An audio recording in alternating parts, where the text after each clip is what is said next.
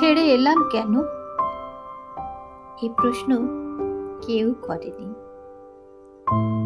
করলেও সত্যি বলা যেত কি? চাইলেই ফিরে যেতে পারতে, বলা হয়তো সহজ। এর পরিণতি জানা কি? কেউ একা বাঁচতে চায়, কেউ অন্যকে বাঁচিয়ে নিজে শুধু টিকে থাকতে চায়, সবটুকু হারিয়ে। দীর্ঘ পথ অতিক্রম করার পর যখন পথিক ভাবে গন্তব্য কোথায়, আর চোখ খুঁজে তার বসত ভিটা, খালি পায়ে শুধু বুঝতে পারে কোথায় আছে পেরেক পোঁতা।